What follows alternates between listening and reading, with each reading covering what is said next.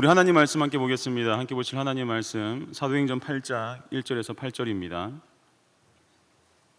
하나님의 말씀 사도행전 8장 1절에서 8절 우리 한 목소리로 함께 처음부터 끝까지 함께 읽도록 하겠습니다. 1절입니다. 사울은 그가 죽임 당함을 마땅히 여기더라. 그날에 예루살렘에 있는 교회에 큰 박해가 있어 사도 외에는 다 유대와 사마리아 모든 땅으로 흩어지니라. 경건한 사람들이 스데반을 장사하고 위하여 크게 울더라. 사울이 교회를 잔멸할새 각 집에 들어가 남녀를 끌어다가 옥에 넘기니라.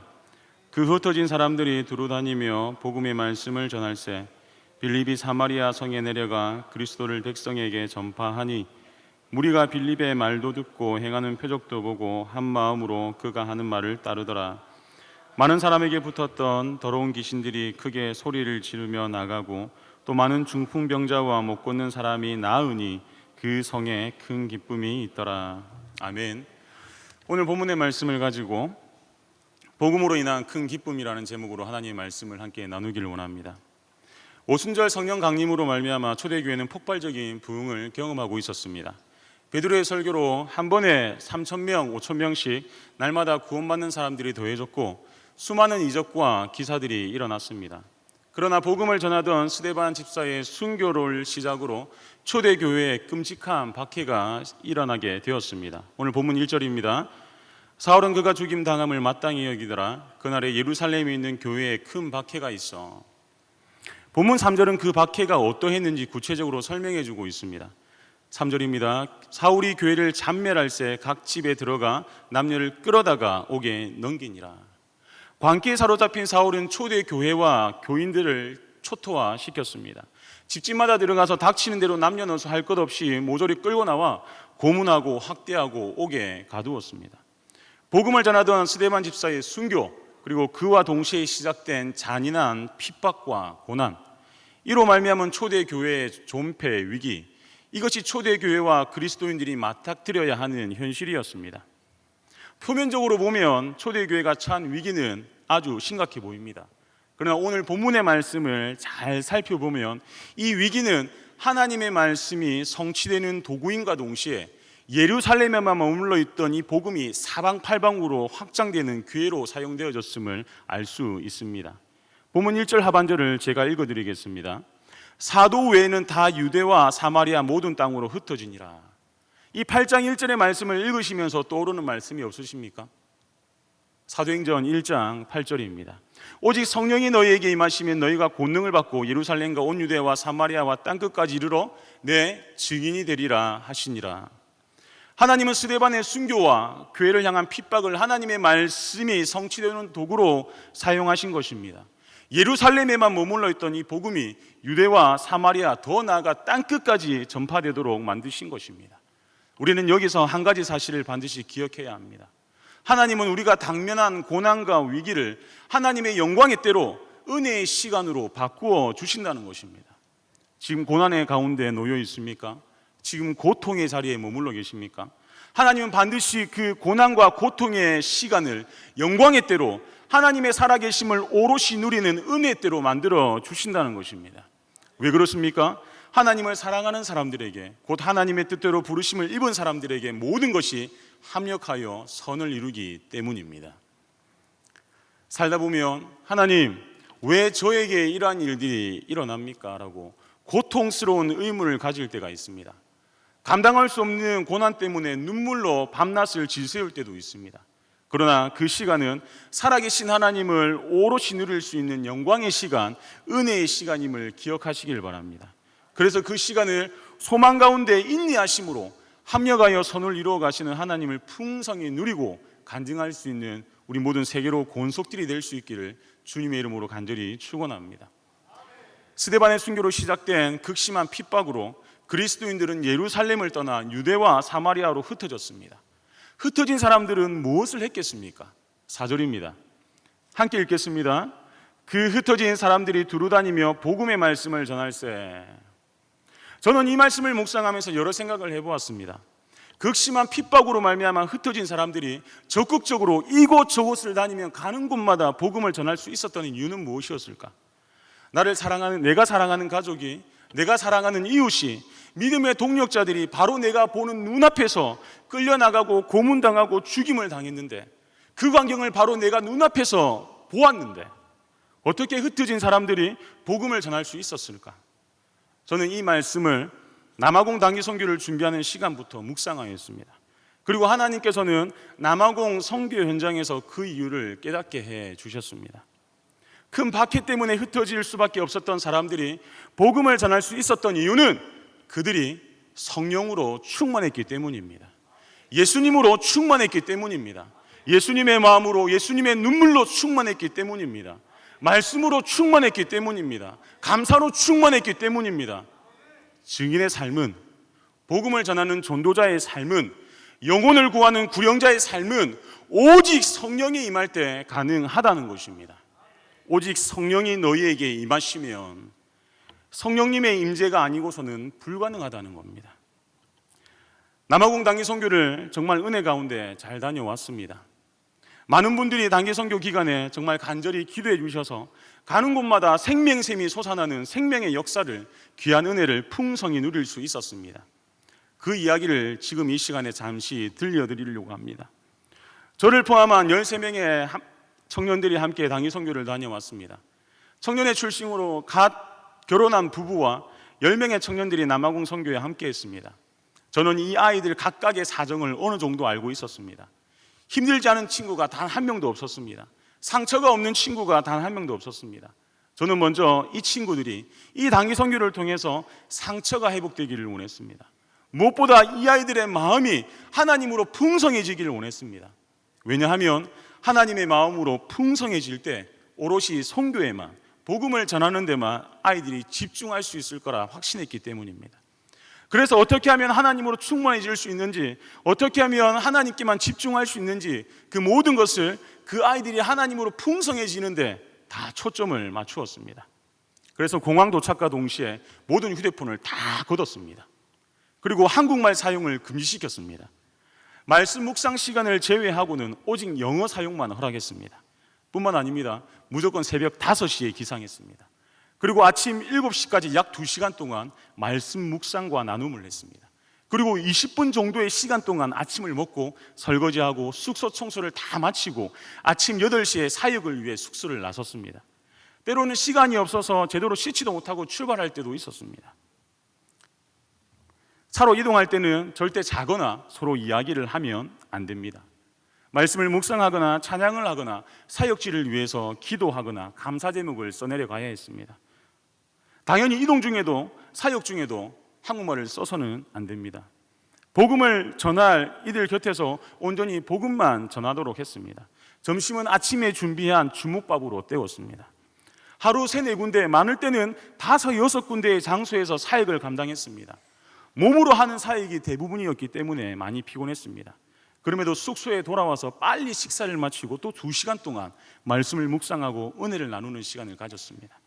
빡센 군대를 전역한 저로서도 정말 강행군이었습니다. 매일매일 이러한 삶을 반복했습니다. 이 모든 것들은 단 하나의 목적을 이루기 위함이었습니다. 각자가 오롯이 하나님만 바라보며 주님의 마음으로 충만해지기를 원했던 것입니다. 말씀으로, 찬양으로, 감사로, 기도로 충만해야, 성령으로 충만해야 이 복음 사역을 감당할 수 있을 거라는 확신이 있었기 때문입니다. 아이들이 그렇게 말씀 충만, 은혜 충만, 감사 충만, 기도 충만, 예수 충만, 성령 충만해지자 먼저 놀라운 회복의 역사가 각각의 아이들에게 일어나기 시작했습니다. 앞서 말씀드렸듯이 함께한 12명의 친구들은 각자 아픔과 상처를 가지고 있는 아이들이었습니다. 한 부부는 남아공 단기 선교를 결정했을 때 아내가 임신했다는 기쁜 소식을 접하게 되었습니다. 의사 선생님은 먹고 사는 문제가 아니면 남아공 단기 선교를 포기하라고 했지만 이들 부부는 먹고 사는 문제보다 선교가 더 중요하다며 남아공 단기 선교를 택했습니다. 그러나 얼마 지나지 않아 태아의 심장이 뛰지 않았고 아내는 수술을 받는 마음의 아픔, 육체의 고통을 겪어야만 했습니다. 이 일로 남편은 자신의 누나가 그 즈음에 조카를 출산했는데 그 조카가 밉다고 보기도 싫어했다고 합니다. 하나님께서 왜 그렇게 하셨는지 이해를 할 수 없다고 말했습니다. 그랬던 이 부부가 남아공에서 하나님으로 충만해지니 그 아픔과 상처에서 회복되었습니다. 이해되지 않았던 일들을 하나님의 섭리로 받아들이게 되었고 선하신 하나님께 감사와 찬양을 올려드리는 부부가 되었습니다. 뿐만 아닙니다. 한 청년은 다니던 직장에서 인정을 받던 아이였습니다. 이 아이가 태국 단기 선교를 위해 퇴사를 결심하자 직장에서는 더 많은 연봉과 승진 그리고 본사가 있는 서울로의 발령을 약속하면서 이 아이를 붙잡았습니다. 그 모든 것을 뒤로하고 이 아이는 태국 단기 선교로 가기 위해 퇴사를 하고 태국으로 향했습니다. 그러나 도착하자마자 코로나에 걸려 격리하게 되었고 이 친구를 시작으로 선교지에 있던 많은 사람들이 코로나에 걸리는 일이 발생하였습니다. 자신 때문에 선교지에 있는 많은 분들이 코로나에 걸렸다고 정말 많이 힘들어했습니다. 그리고 비자 문제가 해결되지 않아 단기 선교사로 떠난 지 3개월 만에 아무것도 하지 못하고 다시 돌아오는 아픔을 겪어야 했습니다. 그리고 예정되었던 결혼도 무기한으로 미루어지는 고통을 겪었습니다. 예정대로였다면 단기 선교 기간이었던 9월 17일 이 아이는 결혼을 해서 가정을 꾸렸을 것입니다. 또한 원했던 대학에 입학 허가를 받은 상태였는데 남아공 단기 선교를 위해 대학을 포기했던 것입니다. 많은 상처와 아픔을 간직했던 이 아이도 남아공에서 오로지 하나님으로 충만해지니 모든 상처에서 다 회복되었습니다. 학창 시절부터 선교사를 꿈꾸었던 한 아이는 직장과 이전 교회에서 많은 상처를 받았습니다. 결국 어릴 적부터 꿈꿔왔던 선교사를 내려놓는 지경에까지 이르렀습니다. 그리고 그 상처들로 말미암아 이 아이는 항상 자신을 자책하는 아이가 되었습니다. 이 아이 또한 말씀으로 예수님으로 충만해지니 그곳에 있던 한 아프리카 어린 아이를 통해 하나님께서 이 아이를 회복시켜 주셨습니다. 복음을 전하는 그 현장에서 만난 이 아프리카 어린 아이의 입을 통해 들은 말, 우리 엄마가 하나님이 나를 아빠라고 하셨어요 라는 이 말을 통해서 이 아이는 하나님께서 자신의 삶 속에서 언제나 함께 계셨다는 사실을 깨닫게 되었다는 것입니다. 이 아이는 어릴 적 부모님의 이혼으로 말미암아 어머니가 홀로 키우셨는데 돌이켜보니 자라오는 순간마다 하나님의 채우심으로 인하여 육신의 아버지의 부재를 느끼지 못했던 것입니다. 어쩌면 마음 한켠에 아버지의 부재는 이 아이를 움츠러들게 만들었을 수도 있습니다. 그러나 그 환경이 하나님께서 부어주시는 사랑보다 결코 크지 않았다는 것을 깨닫게 되었습니다. 그래서 그곳에서 자신과 같은 상처가 있는 아프리카 친구들에게 하나님이 우리의 아버지인 것을 계속해서 전하는 아이로 바뀌게 되었습니다.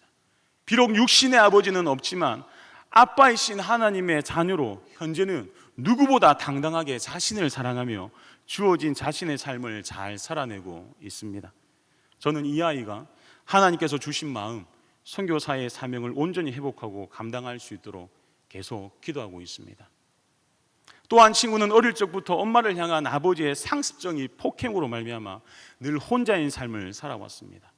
한 번은 친척들이 다 모이는 자리에서 평소에도 자녀들에게 잘 놀아주던 작은 아빠가 그날도 어김없이 사촌들과 잘 놀아주는 모습을 혼자 외로이 부러운 눈길로 바라보고 있었다고 합니다. 그 모습을 이 아이의 어머니께서 보시고 너무나 마음이 아파서 이 어린아이를 안고 펑펑 우셨다고 하십니다. 이 아이는 편모 밑에서 자라는 남아공 아이들을 보면서 자신의 모습을 마주하게 됩니다. 그 아이들을 안아주면서 사랑해라고 하는데 한 어린 친구가 이 아이의 품에 안겨 이 친구를 어루만집니다. 눈을 맞추어 줍니다. 그리고 웃어줍니다. 이 모습에 이 청년은 자신의 아픔이 회복되는 은혜를 누리게 되었다는 것입니다. 위에서 언급한 아이들뿐만 아닙니다. 함께했던 12명의 모든 아이들이 각각의 아픔과 상처를 가지고 있었습니다. 그랬던 아이들이 말씀으로, 찬양으로, 감사로, 기도로, 예수님으로, 성령으로 충만해지니 회복의 은혜를 풍성히 누리게 되었다는 것입니다. 성령 충만함으로 회복을 경험한 이 아이들의 복음 사역은 하루하루가 달라졌습니다. 저희가 사역했던 곳의 환경은 여기와 비교할 수 없을 정도로 아주 좋지 않았습니다. 노숙자 사역을 할 때는 아마 생전에 맡아보지 못했던 악취가 코를 찔렀음에도 이 아이들은 상관하지 않았습니다. 저희가 준비해간 복음 드라마 시시리 특송을 끝낸 후 한 곳에 모여있던 분들에게 찾아가 준비했던 빵과 과일을 나누어 드렸습니다. 그분들의 행색 때문에 그분들에 다가가는 것이 쉽지 않았습니다. 그분들에게서 나는 냄새는 감히 상상을 초월했습니다. 그럼에도 예수님으로 성령으로 충만한 이 아이들은 어느 때보다 환한 미소로 그분들을 찾아갔습니다. 그리고 하나님은 당신을 사랑하십니다, 하나님은 당신을 축복하십니다라는 짧은 영어로 복음을 전하며 한 분 한 분 진심을 다해 안아드리고 그분들의 손등에 입을 맞춰줬습니다. 더 나아가 그분들을 안고 진심으로 그분들을 위해 눈물을 흘리며 기도해 주었습니다. 사역을 하는 장소 대부분은 흙바닥이었습니다. 어디를 가나 그 흙바닥에는 깨진 유리조각과 오물들이 항상 널브러져 있었습니다. 이 아이들은 드라마로 CCD로 복음을 전할 때 그들의 몸을 그 위험한 바닥에 내던졌습니다. 흙먼지와 오물이 그 아이들의 옷에 묻어도 상처가 생겨도 어느 누구 하나 신경 쓰지 않고 더욱더 열심히 복음을 전했습니다. 열악한 환경으로 말미암아 남아공에 있는 아이들은 갖은 질병에 걸렸고 갖은 질병에 노출되어 있었지만 선교팀에 속한 어느 누구도 그 아이들을 꺼려하지 않았습니다. 누구보다 밝은 미소로 하나이 하나이 정성을 쏟았으며 눈을 맞추고 입을 맞추며 안아주었습니다. 저는 이 아이들의 모습에서 살아계신 예수님을 볼 수 있었습니다. 저희들뿐만 아닙니다. 그곳에 계신 한국 선교사님과 현지 목회자들도 마찬가지였습니다. 저희를 이끌었던 한 한국 선교사님은 마트에서 물건을 산 뒤 차에 올랐는데 권총을 든 자동차 강도를 만났습니다. 그들에 의해서 창고로 끌려가 죽을 뻔했는데 하나님의 은혜로 그곳에서 도망칠 수 있었습니다. 그 뒤 선교사님은 트라우마가 생겨서 아프리카 사람들이 많은 곳에 가면 여전히 불안 증세를 보이고 계십니다. 권총과 같이 비슷하게 생긴 물건만 봐도 몸이 얼어붙는다고 하십니다. 그럼에도 여전히 그곳에 남아서 복음을 전하고 계십니다. 저희가 갔을 때 현지 사역자이신 푼도라 불리는 목사님을 만났습니다. 그 목사님은 사역을 하시면서 최근 3번의 권총 강도를 만나 휴대폰, 자동차, 지갑 등 가진 모든 것을 다 빼앗겼다고 합니다. 한 번도 아니고 3번의 권총 강도를 만났는데 그럼에도 여전히 그곳에서 힘을 다해 복음을 전하고 계시다고 하는 것입니다. 한국 선교사님과 현지 목회자가 그렇게 죽음의 위기를 겪었음에도 수많은 상처로 똘똘 뭉쳐있던 저희가 그 땅에서 힘을 다해 복음을 전할 수 있었던 이유가 무엇입니까? 그 땅을 향한 하나님의 눈물, 그 땅을 향한 하나님의 마음, 성령으로 충만했기 때문입니다. 저희 교회는 전도하는 교회입니다. 복음을 전하는데 모든 힘을 쏟아붓고 있습니다. 왜 그렇게 합니까? 성령 충만한 교회이기 때문입니다. 성령 충만하면 복음을 전하지 않고서는 견딜 수 없기 때문입니다. 예수님의 마음으로 예수님의 눈물로 충만하면 복음을 전하지 않고는 버틸 수 없기 때문입니다. 그래서 저희 교회는 복음을 전하는데 온 힘을 쏟고 있는 것입니다. 오는 11월 20일 4,000명을 목표로 총력 전도주의를 지킵니다. 우리는 먼저 성령 충만함을 하나님께 구해야 합니다. 예수님으로 충만해져야 합니다. 예수님을 향한 하나님의 마음, 죽어가는 이들을 향한 하나님의 눈물로 충만하게 해달라고 기도해야 합니다. 성령 충만을 구합시다. 그래야 할 때 어떠한 상황과 형편에 있든지 우리는 복음을 전함으로 1월 20일 믿지 않는 수많은 영혼들로 이 성전을 가득 채울 수 있을 것입니다. 그렇게 성령 충만함으로, 예수 충만함으로 복음을 전한 결과는 무엇입니까? 8절입니다. 우리 8절 말씀 큰 목소리로 함께 읽겠습니다. 시작. 그 성에 큰 기쁨이 있더라. 무슨 말입니까? 흩어진 그리스도인들의 성령 충만함으로 예수님을 전하자 사마리아 성 전체가 구원의 기쁨으로 충만해졌다는 것입니다. 그러면 사마리아가 어떤 곳입니까? 그곳에 살고 있는 사람들은 사람 취급을 받지 못했습니다. 개만도 못한 취급을 받았습니다. 온갖 멸시와 한대를 받았습니다. 오랜 우상 숭배로 말미암아 악한 영의 지배를 받고 있던 곳입니다. 수많은 병자들이 처절한 삶을 이어가고 있던 곳입니다. 그런데 그곳에 복음이 전파되니 사마리아 온 성에 큰 기쁨이 샘솟았다고 성경은 증거하고 있습니다. 이 얼마나 놀라운 복음의 역사입니까? 복음으로 말미암아 개인이 살아나고 가정이 변하고 마을 전체가 구원의 기쁨을 마음껏 누렸다는 것입니다. 이것이 바로 복음의 능력이라는 것입니다. 남아공은 전체 부의 90%를 10%의 백인이 누리고 있습니다. 전체 인구의 90%인 흑인이 나머지 10%로 살아갑니다. 그 아프리카 사람들의 삶이 상상이 가십니까? 100원짜리 과자 하나에 그 과자를 차지하기 위해서 아이들이 피 터지게 싸웁니다. 아침부터 저녁까지 열심히 일해도 한 달에 흑인이 손에 쥘 수 있는 돈은 우리 한국 돈으로 20-30만 원 내외입니다. 한때는 특정 장소에 흑인 출입 금지라는 편말이 곳곳에 붙어 있기도 했습니다. 갖은 우상들이 남아공 땅을 뒤덮고 있습니다. 다들 아시다시피 남아공에는 에이즈 환자가 많습니다. 특히 10대 초반의 어린아이들이 임신을 하는 경우가 많은데 태아의 아버지가 누구인지 알지 못하는 경우가 허다하다고 합니다. 그리고 10대 초반의 아이들이 자주 사라진다고 합니다. 그 이유가 무엇인 줄 아십니까? 에이즈에 걸린 남성이 10대 초반의 아이와 성관계를 하며 그 에이즈가 치료된다는 미신 때문이라고 합니다. 그래서 수많은 10대 어린 여자아이들이 사라지고 있습니다. 흑인들에게 일자리는 없고 먹고는 살아야 하고, 그래서 아이를 그냥 많이 낳는다고 합니다. 아이를 한 명 출산할 때마다 매월 10만 원 이상을 나라에서 보조해 준다고 합니다. 그래서 다른 사람과 쉽게 성관계를 해서 아이를 출산합니다. 그러한 이유로 아버지가 다르고 아버지가 누구인지 모르는 아이들이 많다고 합니다. 아이 보조금으로 나온 돈으로 쉽게 구할 수 있는 술, 마약에 손을 댄다고 합니다. 그러한 부모로 말미암아 아이들은 방치되어 있으며 심지어 아파도 병에 걸려도 그냥 방치되는 경우가 일반이라고 합니다. 그것 가운데 복음이 전파되니 가는 곳마다 놀라운 회복의 역사가 일어났습니다. 웃지 않던 아이들이 우리들이 전한 그 복음으로 말미암아 웃음을 되찾았고, 가는 곳마다 생명의 역사가 일어났습니다. 한 어린이집을 운영하시는 분은 저희들에게 눈물의 감사를 전하셨습니다. 남아공의 정부조차도 우리에게 어떠한 관심과 신경을 쓰지 않는데 18시간이라는 비행시간이 걸리는 그 먼 곳에서 우리에게 복음을 전해주고 예수님의 사랑을 전해줘서 너무나 감사하다며 연신 눈물을 흘리셨습니다. 감옥에 복음을 전하러 갔을 때는 모든 사역이 끝난 뒤 20대 중반의 젊은 청년이 자신이 어떠한 불행한 삶을 살았고 어떻게 10대에 살인을 저질렀는지, 그리고 지금은 예수님을 믿으며 어떻게 살아가고 있는지 귀한 삶을 나누어 주었습니다.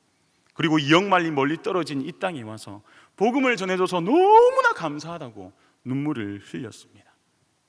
사역을 마치고 그 사역지를 떠날 때마다 우리들의 손을 붙잡고 놓지 못하는 아이들, 다시 찾아와 달라며 내년에 보자며 눈물로 인사를 건네는 수많은 분들, 어느 누구도 관심을 가져주지 않고 방치되어 있던 분들이 저희가 전한 그 복음으로 말미암아 회복되는 것을 사역지마다 볼 수 있었습니다.